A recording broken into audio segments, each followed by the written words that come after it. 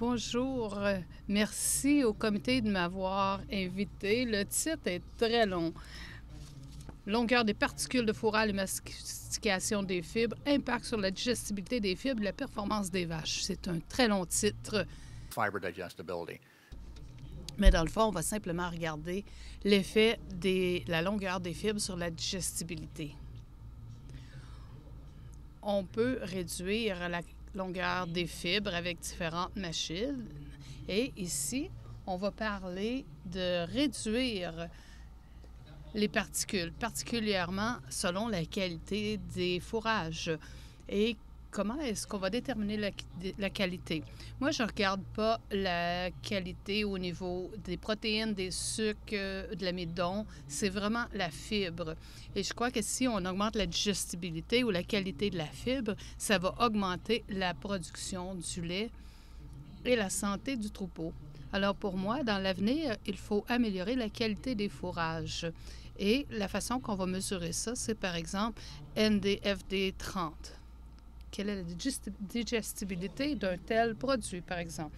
Alors voici le programme de formation que j'ai créé pour les gens qui travaillent avec les différents éleveurs. Dans le fond, il faut comprendre la fibre. Alors, quand on sème une graine dans le sol, la plante augmente, les fibres augmentent et la fibre est ainsi développée. À gauche, on voit le développement de la fibre. Alors, des choses comme la photosynthèse, le soleil, la pluie, tout ça, ça a un impact sur la digestibilité, parfois d'une façon négative. Aussi, les différentes espèces. On veut faire pousser de la pelouse, du foin. Ça a un effet aussi. Comment est-ce qu'on peut augmenter la fibre dans ces plantes-là? Et aussi, il y a la dégradation à gauche de l'écran. Qu'est-ce qu'on peut faire pour augmenter la digestibilité? Parce qu'éventuellement, la fibre sera consommée par la vache. Alors, la fibre, à partir de la plante, à la moisson au silo, à la fermentation dans le silo, jusqu'à la vache, et ensuite de retour, alors, dans les déjections des vaches.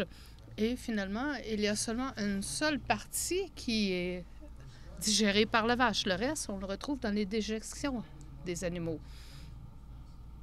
Alors, et ça, elle a un impact sur la production du lait. Alors, un des concepts sur lesquels on se penche, c'est comment est-ce qu'on peut augmenter la qualité, la digestibilité. Si on a plus de digestibilité dans le produit, il y aura un différent niveau d'énergie dans la fibre. Alors, dans les molécules, on trouve du glucose, ça c'est l'énergie qui permet aux animaux d'avoir de l'énergie. Mais ce qu'on voit, c'est qu'à chaque fois qu'on améliore la digestibilité, on voit une amélioration. Ça, c'est des recherches qui ont été réalisées il y a très longtemps, mais ça a été dupliqué plusieurs fois. On voit une augmentation dans la production du lait. Alors, le fait d'augmenter la digestibilité, ça va augmenter la production du lait. C'est ça l'idée principale. Et, dans le fond, NDFD 30, FDN 30, par exemple, ça, c'est un chiffre important parce que, en général, les aliments restent entre 30 et 48 heures dans la vache. Alors, si on regarde ces chiffres, par exemple, la luzerne, c'est peut-être 45 ou mieux. FDN 30, le foin, peut-être 65 par exemple, d'autres produits, ça pourrait être 65 et pour des nouveaux aliments, comme par exemple le trical, ça pourrait être 50 Alors, les chiffres sont très étendus. Et je pense que tout le monde veut nourrir davantage d'aliments, davantage de fourrage, mais on ne peut pas donner de la mauvaise qualité. Il faut donner de la meilleure qualité, il faut donner du fourrage de meilleure qualité. Et on sait que dans cette situation-là, les vaches prennent plus de temps à manger, ça prend plus de temps à digérer, comme par exemple le maïs. Mais par exemple, on sait que la digestibilité augmente il y a des bénéfices à ça. Alors, dans le fond, il y a une analyse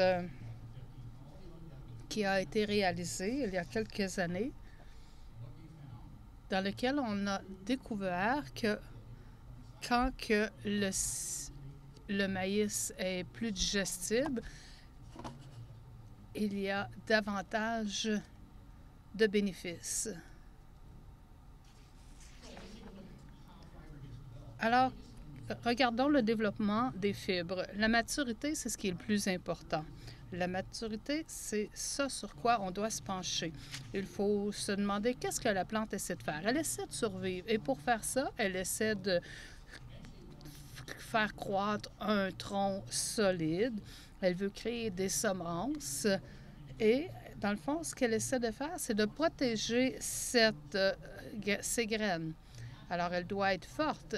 Alors, dans ce cas-là, la fibre est à son niveau le plus bas. Alors, on veut ramasser les vivaces dans l'état végétatif, pas dans l'état de reproduction. Par exemple, il y a de la luzerne en haut. Quand il y a des fleurs, elle est déjà en mode de reproduction. Si on l'avait récoltée avant, on améliore la digestibilité. Et le maïs, si on le ramasse à la maturité, c'est une plante mature. Quand on la récolte, l'amidon, c'est la source d'énergie des graines pour faire pousser la plante pour l'année suivante.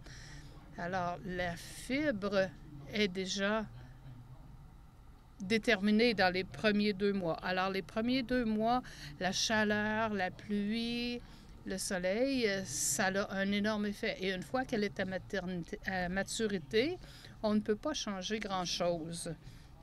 Alors, dans le fond, la plante, elle tente de se protéger. Elle ne veut pas être d'avoir une grande qualité, elle veut être d'une petite qualité pour protéger ses graines.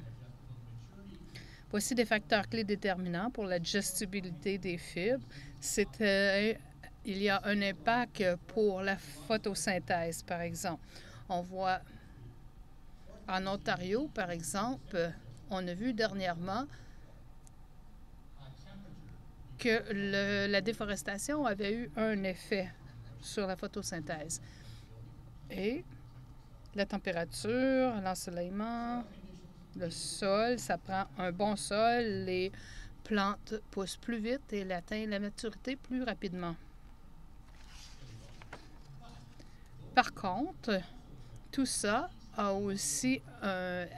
est aussi affecté par l'espèce. Par exemple, on veut faire pousser des maïs et différents éléments. Et ça a un impact sur la digestibilité des fibres. Voici un exemple du triticale. Je suis un amateur de ça. Ce sont des coupes de 19 mm. Je pense que c'est le plus long qu'on peut avoir pour le triticale. Mais si on les coupe trop petits, ça passe directement d'un bout à l'autre de la vache et ça se retrouve dans ses déjections. Si c'est trop long, ça prend trop de temps à digérer. Alors, il faut se retrouver juste entre les deux. Ma diapositive préférée, qui a été prise par un collègue, c'est la plus belle photo que j'ai jamais vue. Ça, c'est le bout d'un grain de luzerne qui a été coupé. Les petits morceaux ronds, c'est des bactéries de rumen. Alors, ce qu'ils font, c'est qu'ils mangent jusqu'à temps qu'ils atteignent un mur, ils reculent et en prennent un autre. Alors, dans le fond, où est-ce qu'on coupe la plante, ça donne accès immédiatement à la bactérie du rumen pour commencer le processus de digestion. Ce grand morceau de fibre ici, ça ne peut pas y accéder avant qu'il soit cassé ou brisé. Et c'est là que le rumen entre en jeu. Alors, à ce moment-là, ça fait en sorte qu'on leur permet de manger et de digérer les fibres. Alors, si c'est trop long, il y a seulement 2 bouts. Si on le coupe plus court, il y a 4 ou 6 bouts. Et les bactéries peuvent faire le travail. Ça, c'est la diapositive la plus ennuyeuse, mais ça démontre à quoi ça ressemble, la digestibilité de la FND. On voit ici la fibre non digestive à brun. Alors ici, on voit que c'est écrit UNDF 240. Alors ça, c'est des fibres non digestibles qui restent pendant 240 heures ou 10 jours. Ça, c'est les fibres que la vache ne peut pas utiliser.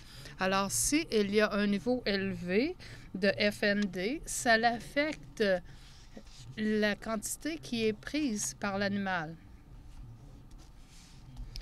Alors ça veut dire qu'il n'y aura pas une bonne performance de la part de la vache. Mais au niveau de la modélisation, on sait que l'UNDF 240, on sait combien de fibres qui restent. Alors à ce moment-là, on peut regarder au FND 30. Et je l'ai mentionné, 30, c'est important parce qu'en moyenne, ce que la vache consomme se retrouve à l'extrémité de son système digestif 24 ou 30 heures plus tard. Alors, vous devriez voir ces chiffres, par exemple, le maïs, 55 FND 30.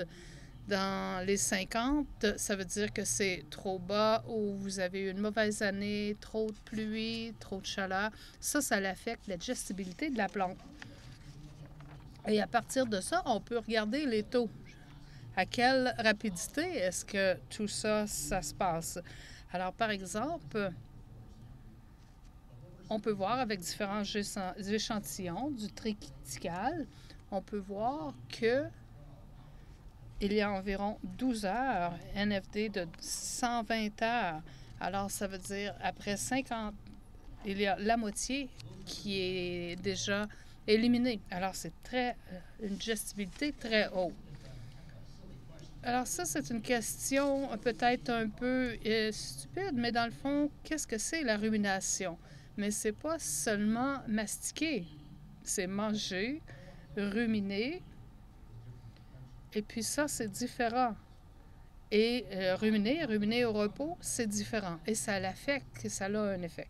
Dans le fond, ça veut dire que la vache est couchée et elle mange, et ça, c'est la façon la plus efficace.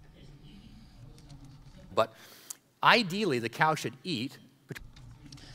Alors, idéalement, la vache devrait manger de 3 à 5 heures par jour. Le reste du temps, elle devrait être couchée, produire de la salive et digérer.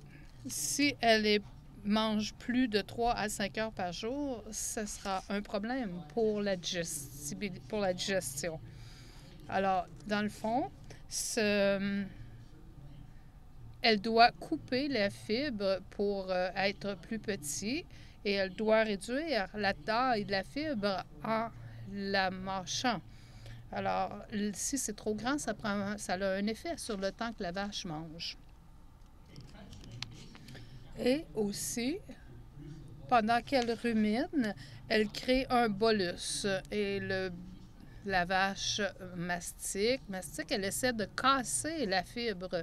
Et une fois qu'on la casse, ça permet aux bactéries et aux champignons et aux bactéries de commencer le processus de digestion. Alors, la rumination, ça génère davantage de salive que lorsqu'elle mange.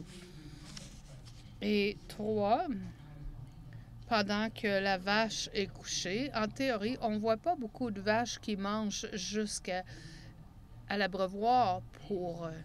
La plupart du temps, ils sont couchés pour ruminer. Et c'est à ce moment-là que ça crée davantage de salive. Alors, la plupart de la rumination devrait se produire lorsqu'elle est couchée. S'il y a trop d'animaux dans une étable, par exemple, le gras est plus bas. Pourquoi? Parce que les vaches ne mastiquent pas suffisamment. Il faut qu'elles aient suffisamment d'espace pour faire ça. Ou, si vous avez du temps pour manger dehors, ça va avoir un effet aussi. Alors, voici le triangle. On a du temps pour manger, qui a un effet sur le temps de repos, qui a un effet sur le temps de rumination. Ça, c'est une clé à laquelle on doit réfléchir.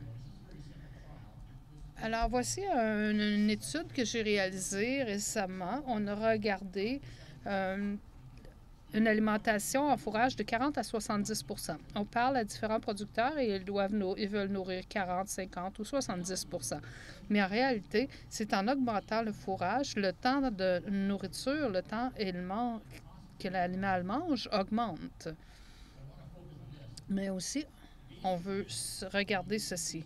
Lorsqu'on augmente le fourrage, le temps de mastication, ça a un impact sur le temps de repos. 141 minutes, moins 140 minutes. Alors, plus elles mangent, moins elles ont de repos. Alors, ça, c'est une préoccupation. Si on donne plus de fourrage, on réduit le temps de repos. Mais on n'a pas regardé la digestibilité. C'est simplement une moyenne. À nouveau, une autre étude incroyable. On a regardé le bolus et la coupe. Et ce que ce chercheur a fait, c'est qu'il a nourri du foin long et il l'a mis dans une petite boîte. Et ils ont mis du foin plus long et plus petit et aussi du fourrage également. Et ici, dans le milieu, on voit du foin de 42 cm et qu'on continue de le réduire. Alors, dans le fond, c'est qu'il n'y a pas de relation avec la coupe. C'est toujours entre 8, 10, 11 mm. Alors, la vache doit couper pour réduire les coupes et ça, c'est ramené et pour produire la salive. Et voici comment elle a fait ça. Elle a demandé aux étudiants de sortir l'aliment de la bouche de l'aliment pendant qu'ils étaient en train de ruminer. Et c'est à quoi ça ressemblait. Alors, si c'est long comme ça, la vache doit le réduire de cette grandeur pour le digérer. Dans le fond, si on l'apporte, si on le réduit d'une façon mécanique, ça fait en sorte que ça réduit le travail de la vache qui peut produire plus de lait à la place. Ça, c'est une autre étude incroyable qui n'était pas parfaite, mais qui a démontré qu'est-ce qu'on fait avec la digestibilité des fibres. Il a utilisé des fibres de la fléole des prés qui étaient plus grosses et un autre qu'il a coupé plus petit. On voit les exemples ici. Et ensuite, il a donné des fibres très digestibles et aussi des fibres très digestibles courtes et basses. Et en bas, il a donné il a ajusté la quantité d'aliments et ça a eu un effet. Bien, c'est un peu compliqué, là, mais on le voit ici sur la où est-ce que c'est inscrit haut, élevé, ça veut dire que c'est de la fibre très efficace. Et 8,5 %, c'est dans la partie plus basse. Mais moi, ce qui est important, c'est en bas, en vert, où est-ce que c'est écrit fine. 11 % c'est haut. Ça va avoir un effet. Mais quand on nourrit des fibres plus longues ou plus courtes, dans le fond, la rumination, ça n'a pas changé. Mais, ça fonctionne-tu, là? Regardez le temps de nourriture, le temps d'alimentation. La grande fibre, qui n'était pas tellement longue, comparativement à la petite, on change le temps de nourriture. Et ça a changé d'une façon drastique la production de lait. Parce que, dans le fond, avec la fibre très digestible, si on regarde les données, ça démontre que si la digestibilité est basse, ça va avoir un effet sur la production du lait et la quantité mangée aussi par l'animal.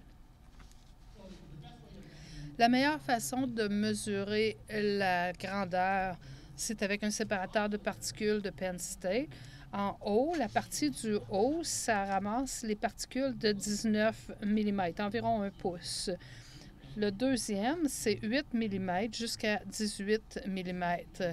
Ça, c'est ce qui est important. Ensuite, l'autre, c'est 4 mm. C'est tout petit, mais ça, c'est la fibre que l'on retrouve dans ce plateau.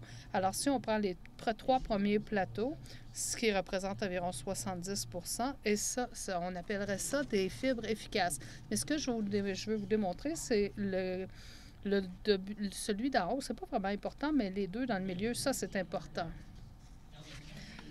Alors, voici les lignes directrices. C'est Penn State qui a conçu ce produit.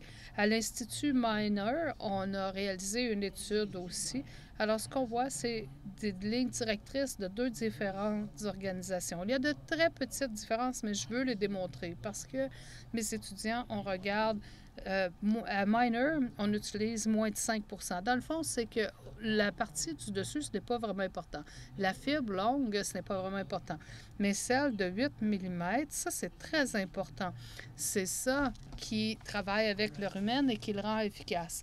Alors, ça fait moins de 70 %. Alors, ça, c'est la plus grande différence que l'on voit entre les deux lignes directrices des deux différentes institutions. Ici, une autre étude avec 400 vaches. Regardez la partie supérieure du plateau. Il n'y a rien. C'est vraiment dans le milieu qu'on voit 59 %. Et on peut seulement obtenir ces résultats dans certaines conditions.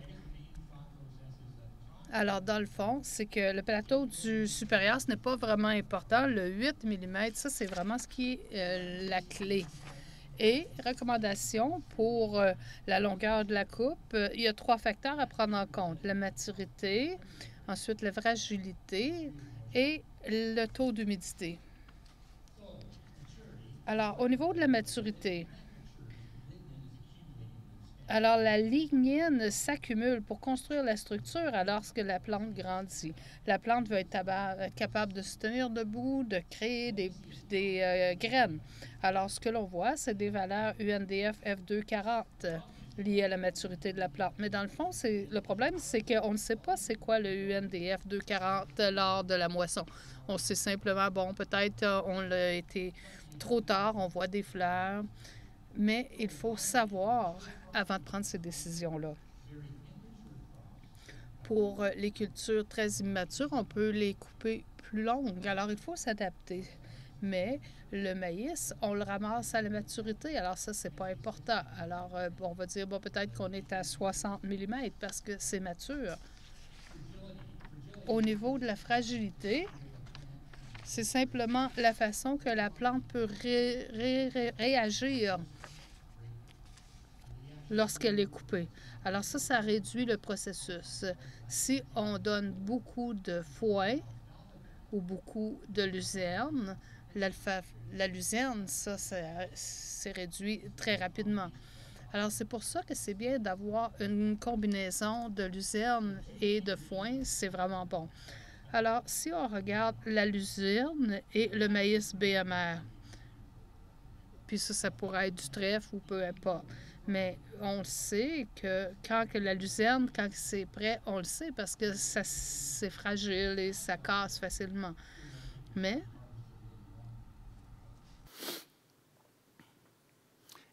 il y a une différence entre les deux. Et l'humidité. Quand que l'aliment est plus humide, ça fait vraiment une différence. Si on ramasse de la luzerne à 55 % d'humidité, qu'est-ce qu'on voit? Des nuages de poussière, c'est la fibre qui s'envole. Alors, la luzerne sèche est plus fragile. L'ensilage de maïs, plus c'est sec, plus ça sera petit. Mais il ne se passe rien de vraiment intéressant si on a plus de 40 %. Alors, on gagne au niveau de l'amidon, mais ça crée d'autres problèmes, par exemple. Par exemple, on ne récolterait jamais si c'est à plus de 40 %. Et les céréales d'hiver ont tendance à être humides, alors elles sont très digestibles. Voici un exemple de la luzerne. Ici, on voit 8 mm, 57,4 %. On voit les lignes directrices de Minor et de Penn State, mais on veut plus de 50 % si on le veut à 8 mm. L'ensilage de maïs, à nouveau, encore des petites différences, mais ici, on voit une différence de 67 %. Alors, si l'amidon augmente, on n'aura pas 55 %. Ça va être réduit parce que c'est un produit qui est très petit. Et ici, ça, c'est une photo du triticale qui était coupé à 19 mm. On l'utilise énormément, ce produit. J'adore ce produit, ce qui signifie que c'est très digestible. Il y a des agronomes qui nous ont dit faites la moisson à 25 et Et ici, on l'a ramassé à 19 mm. C'est un peu long, mais c'est bien parce qu'on donne une toute petite quantité. Mais passez au triticale et aux céréales d'hiver, la longueur, on veut que ce soit plus long. Mais je pense que 19, ça, c'est parfait. Alors, voici la gamme que l'on souhaite obtenir entre 12 et 20 mm. Alors, si on a de l'ensillage mature, ça a un effet sur la fragilité. Mais en fait, il faudrait toujours rester entre 12 et 19 mm. Alors ça veut dire qu'il faut faire attention lors de la moisson d'avoir ces bonnes mesures. Alors, vous pouvez vous assurer d'avoir les bons chiffres en considérant les lignes directrices de Penn State. L'ensillage de maïs, ça peut jouer entre 16 et 18. C'est la fourchette dans laquelle on veut se retrouver. Countries around the world. J'ai parlé, j'ai donné des présentations dans différents pays, au Japon, mais dans le fond, partout, je me suis demandé pour quelles raisons est-ce qu'on choisit les différents chiffres. Par exemple, en Europe, 4 mm et 38 aux États-Unis. Alors, il y a de grandes variations. Pourquoi? Alors, quand je parle en Europe de l'Est, on me dit, ah bon, peut-être que ça améliore différents éléments. Ça réduit le tri, ça améliore la compaction, peut-être. Est-ce que ça améliore la digestion de l'amidon, peut-être? Alors, il y a une analyse qui a été réalisée il y a quelques années par le même groupe et ils se sont penchés sur une gamme typique entre 12 et 19 mm et aussi 4 mm à 6 mm. Alors, ils ont regardé différentes études dans lesquelles on mentionnait la longueur de la coupe. Alors ça, je trouvais ça intéressant, mais dans le fond, ce qu'ils ont trouvé, c'est qu'il n'y avait aucune différence. Et ça, c'était très frustrant. Et aussi, la digestibilité n'était pas affectée non plus. Mais un élément clé, c'est que il y a les très petites coupes n'avaient pas vraiment d'effet. Alors, il faut améliorer la digestibilité.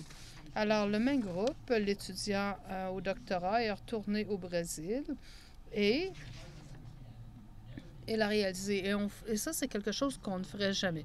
Il a pris de l'ensilage de maïs à tous les jours. Il a mis une partie petit, moyen et grand dans 3 différentes piles. Et ensuite, il avait une alimentation qui était à 17 NDF. Et ensuite, il a ajouté la petite, le foin qui était coupé petit, moyen ou grand.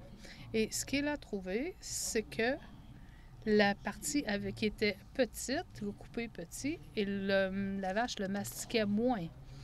Et les grandes particules n'ont pas fait en sorte que la vache mangeait plus longtemps. Mais les coupes de 8 mm, il en mangeait davantage. Il mangeait 1 heure de plus. Il mastiquait, ce qui est positif, et ils ont produit 2 kilos de plus de lait. Alors, ce que ça montre, c'est pas une étude parfaite parce qu'on ferait jamais ça sur le terrain. Mais ce que ça démontre, c'est la longueur de la coupe à l'impact. On veut se retrouver dans cette petite fourchette, pas dans les 2 extrémités.